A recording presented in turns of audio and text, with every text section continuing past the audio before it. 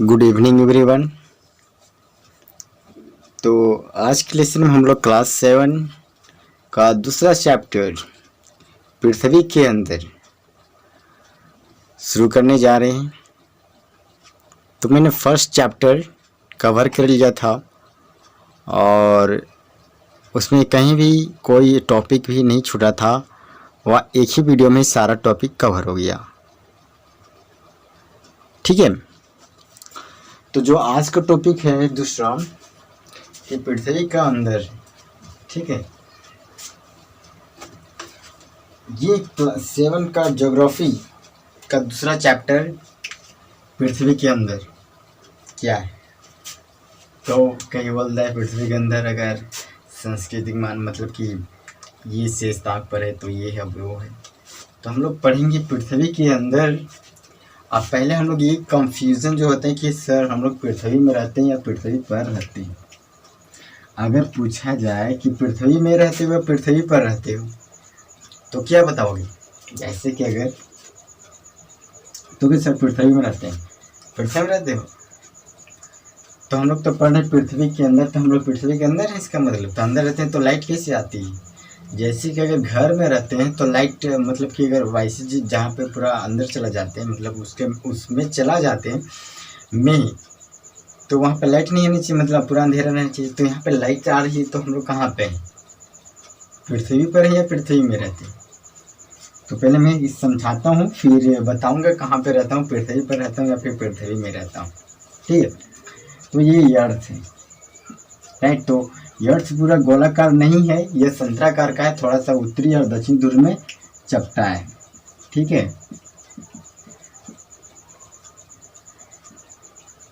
उत्तरी ध्रुव और ये दक्षिणी ध्रुव।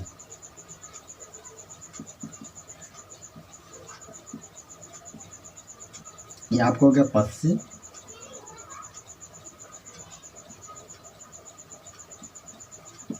इधर हो गया पूर्व, राइट। तो हम लोग ये बात रहे थे सर पृथ्वी में रहते हैं पृथ्वी पर रहते। तो पृथ्वी में मतलब कि अगर बोलेंगे तो में मतलब कि इसके में अंदर, पर तो मतलब यहाँ पर। तो ये तो कंफ्यूजन जो था कि हम लोग पृथ्वी पर रहते हैं, फिक्स है, कंफ्यूजन नहीं, ये राइट है कि हम लोग पृथ्वी पर रहते हैं, पृथ्वी में नहीं रहते हैं। अगर पृथ्वी में रहते तो पृथ्वी के मतलब कि अंदर का जो भाग होता है, जैसे कि डिब्बा मान लो, अगर समझाऊं तो डिब्बा, ठीक है। तो समझाता हूँ, जैसे कि डिब्बा है, ठीक है, ये डिब्बा है। अब जब बोलेंगे कि डिब्बा में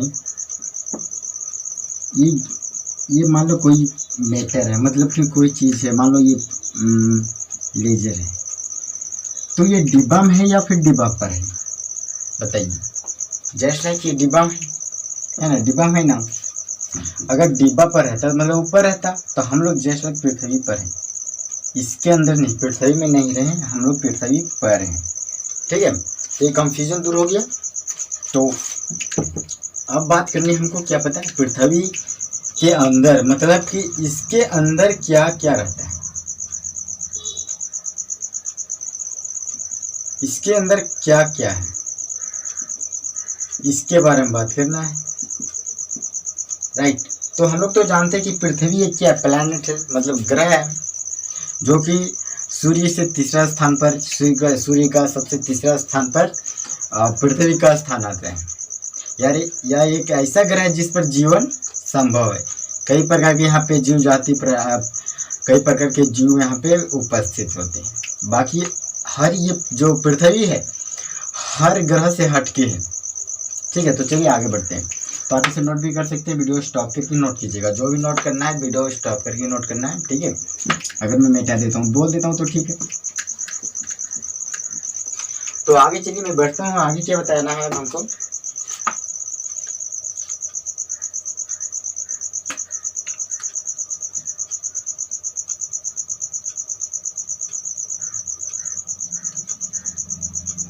तो मैं थोड़ा सा कुछ ड्रॉ करना है, ठीक है, तो थोड़ा सा मैं यहाँ लिख देता हूँ। ठीक है, लिखना नहीं, चलो पहले परपटी किसे कहते हैं वो हम समझते हैं।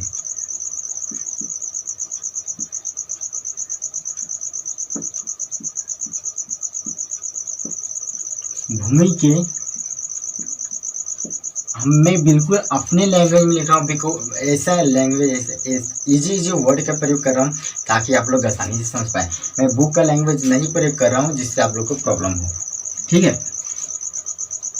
एकदम सिंपल और छोटा सेंटेंस में।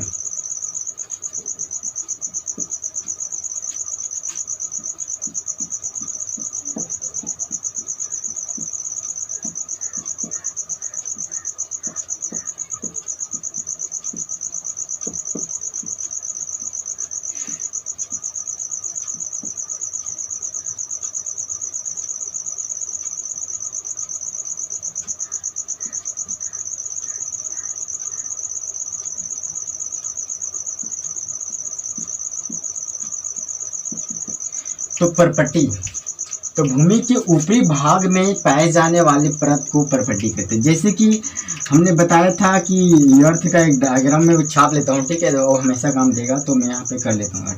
मैं कभी भी खराब भी छाप सकता हूँ, बिकॉज मैं समझाने के लिए ही छाप रहा हूँ सिर्फ। तो जी इसकी ऊपरी परत होती है ना, ये अंदर का भाग की बात नहीं कर रहा है, ये ऊपरी भाग की बात कर रहा है। तो जो ऊपर वाला भाग होता है उसे हम लोग परपट्टी कहते हैं। बात समझ में आ रही है? देखिए डायग्राम में, देखिए इसे परपट्टी कहते हैं। ये हमारा अर्थ है, तो जो ऊपरी भाग का जो परत होता है, ऊपरी वाला परत मतलब कि ये समझ नहीं आ रहा आपको, ये परत समझ में आ रहा है? तो परत इसी को कहते हैं, जो ऊपरी सबसे ऊपर में जो आता है, जो ऊपर में सबसे परत होता है उसी को हम लोग परपट्टी कहते हैं। राइट, तो आप इसे नोट कीजिए।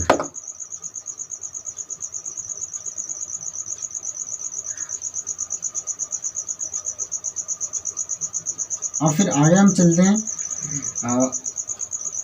आगे क्या दिया है कि ये तो परपट्टी जो हमारे भूमि के सबसे ऊपरी परत पर होती है।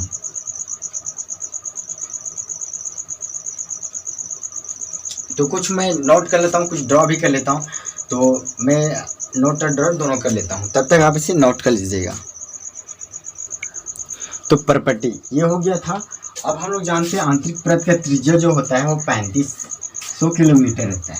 आंतरिक परत का जो अंदर का भाग होता है उसकी जो त्रिज्या होता है, जो रेडियस होता है वह 3500 किलोमीटर होता है। पृथ्वी के नीचे का जो, पृथ्वी के नीचे जस्ट मेंटल पाई जाती है, और फिर मेंटल इसकी त्रिज्या जो होती है 2900 होती है मीटर त्रिज्या, किलोमीटर गहरा तक जाया जाता है।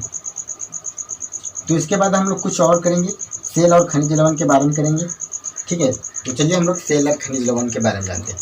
ये समझ में आ गई बात, इसमें कहीं कंफ्यूजन नहीं होना चाहिए, बिकॉज ये आप इसे नोट कीजिए। मेंटल पृथ्वी के नीचे मतलब कि जो परत होती है उसके बाद जो मतलब कि अंदर मेंटल पाई जाती है, जो कि करीब वह 2900 किलोमीटर की गहराई तक फैली होती है।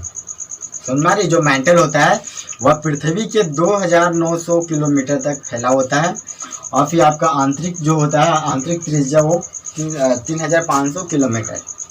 बस नहीं, तो आप इसे नोट कर लीजिए। अब हम लोग चलेंगे सेल वगैरह, और फिर इससे मैं और कुछ बता देता हूँ थोड़ा सा, जो कि फर्स्ट टॉपिक में है आपका, कि विश्व की सबसे गहरी जो मतलब कि विश्व का सबसे गहरी खान जो महाद्वीप है वह दक्षिण अफ्रीका है।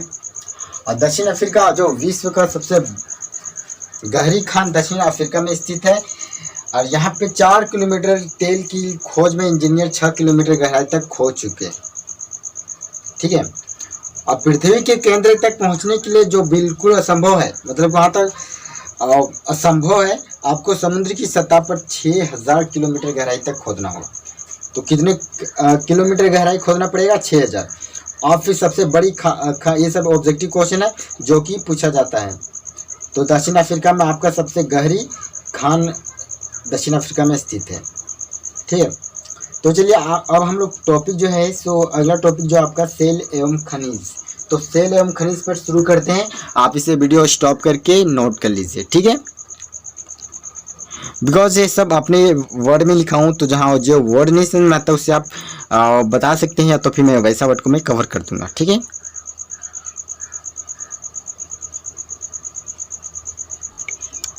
तो ये है अग्नाशय सेल के बारे में, मतलब सेल और खनिज। तो सेल और खनिज तो बारे में आप सुने ही होंगे। एक्चुअली ऐसे क्या होता है कि पृथ्वी पर जो द्रव मतलब जो ज्वालामुखी का नाम सुने हैं ना, तो ज्वालामुखी अधिकतर जापान में अधिकतर वहाँ देखने मिलता है। वहाँ पे ज्वालामुखी बहुत फटता है और वहाँ के बच्चे भी, वहाँ से जनरल नॉलेज की भी एक क्वेश्चन आता है कि जापान एक ऐसा देश है जहाँ पे अधिकतर ज्वालामुखी फटता है और फिर वहाँ के बच्चे भी आग से खेलना सीख जाते हैं। ठीक है, तो ज्वालामुखी फटता है किस प्रकार, हम यहाँ पे ड्रॉ कर रहा हूँ। ठीक है ना, मैं इधर देख रहा हूँ, यहाँ पे ड्रॉ करूँ, थोड़ा सा इधर उधर देखना पड़ता है। ठीक है, यहाँ पे ड्रॉ कर रहा हूँ, जैसे कि ये पृथ्वी है जस्ट लाइक। तो ज्वालामुखी फटा, ऊपर गया और कुछ समय बाद ऊपर जाने के बाद यहाँ पे जब वायुमंडल है तो ये ठंडा हो गया, और ठंडा होने के बाद क्या होता है कि पर्वत, तो ये वो चीज़ का निर्माण हो जाता है। तो अलग अलग चीज़ का भी निर्माण होता रहता है, जिससे कई प्रकार के मतलब कि ऐसे वैसे, मतलब कि समझ में आ रही बात, समझ में आ रहा है आपको। इधर यहाँ से ज्वालामुखी फटा, फटने के बाद ऊपर गया तो फिर ठंडा हो गया। तो इस प्रकार करके सेल का निर्माण करते हैं, जैसे कि पहाड़ वगैरह बहुत प्रकार के, मतलब चट्टान टाइप का बच जाता है, तो वही सेल होता है। वही यहाँ भी बोला है द्रवित मैग्मा ठंडा होकर ठोस में, मतलब कि भाई जब द्रव रहता है, ज्वालामुखी जब फटता है तो लगता है कि आग की नदी बह रहा है, वैसा होता है। ठीक है, तो जब ठंडा हो जाता है तो फिर ठोस का रूप ले लेता है। इनके दो प्रकार भी हैं। ठीक है, तो अंतर्भेदी और सेल और फिर बहिर्भेदी सेल। ठीक है, तो मैं और फिर आगे में चलता हूँ। तो यहाँ पे टोटल आप नोट कीजिएगा, मैं जो बताना था मैं बता दे रहा हूँ। अब मैं चलूँगा इस पर, ये इनके दो जो भाग होते हैं उनके पर बात करेंगे। अग्नाशय सेल का जो प्रकार होते हैं वो तीन प्रकार के होते हैं, अग्नय, फिर अवसादी और फिर कायंतारी, मतलब कि जो अंतर्वाह, इस तरह के। तो इसे आप नोट कीजिए, मैंने फर्स्ट टॉपिक जो है इसको कवर कर लिया, ये ना, तो आगे मैं चलता हूँ उस पर। ठीक है, तो आप इसे वीडियो करके ही नोट करिएगा, तो आगे चलता हूँ। इसमें कहीं भी नहीं कंफ्यूजन हो जाए तो फिर आप लोग पूछ सकते हैं। मैं बार बार बोलता हूँ क्योंकि कोई भी ऐसा वर्ड नहीं जो न्यू है, अगर हैवी है तो सेल। तो सेल मैंने बता दिया कि जो सेल होता क्या है, तो पृथ्वी के परपटी बनने वाले खनिज पदार्थ को किसी भी प्राकृतिक पिंड को सेल कहते हैं। ठीक है, और फिर जो होता है आग्नेय सेल, तो ये कैसा होता है, द्रवित मैग्मा ठंडा होकर ठोस हो जाता है, मतलब कि जो अंदर से जो मैग्मा निकलता है वह वायुमंडल में जब प्रवेश करता है, मतलब धरती जब ऊपर आता है, जहाँ पे ज्वालामुखी फटता है ना, तो वहाँ पे जब वह ऊपर आता है तो फिर वह ठंडा हो जाता है और फिर कई प्रकार के सेल का निर्माण, मतलब पत्थर वगैरह, चट्टान वगैरह, पहाड़ वहाड़ ये सब बन जाता है। ठीक है, तो पता है ये सब जो है सब प्राकृतिक घटनाएं होती है, जो कि ये किसी मानव के द्वारा नहीं किया जाता है। ये घटना को कोई मानव नहीं घटित करता है, बल्कि ये खुद ब खुद होता है। ठीक है, तो आगे मैं चलता हूँ। तो ये अब जो हम बात कर रहे थे कि सेल के प्रकार, तो जिनमें से सेल के प्रकार के बाद जो आया था फर्स्ट में आएगा मीन्स उसमें से, और फर्स्ट जो था बहिर्भेदी अग्नाय सेल। तो इसमें क्या होता है ना, जब द्रवित लावा, अब मैं इसका जो फिगर होता है मैं स्क्रीन पर 2-3 फिगर दूंगा, जिससे आप लोग यहाँ पे मैं नोट नहीं कर सकता हूँ, फिर नोट भी ड्रॉ भी करता हूँ तो साफ अगर नहीं दिखाई पड़ता है तो मैं डायरेक्ट स्क्रीन पर आपको दे दूंगा। ठीक है, तो उससे भी आप ड्रॉ कर सकते हैं और वहाँ पे जो पॉइंट है वो लिख सकते हैं।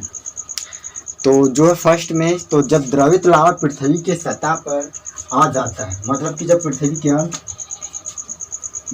जब इसके सतह पर आ जाता है, ठीक है, सतह पर जब आ जाता है तो ऐसा तेजी से भी ठंडा हो जाता है और फिर ठोस के रूप में परिवर्तन हो जाता है, उसी को बहिर्भेदी अग्नाशय सेल कहते हैं। ठीक है, दूसरा में जो आता है द्रवित मैग्मा कभी कभी भूमि के अंदर, मतलब कि मतलब जब बोल रहे अंदर, मतलब कि अंदर शरीर के अंदर, आंतरिक, शरीर के अंदर नहीं, पृथ्वी के अंदर।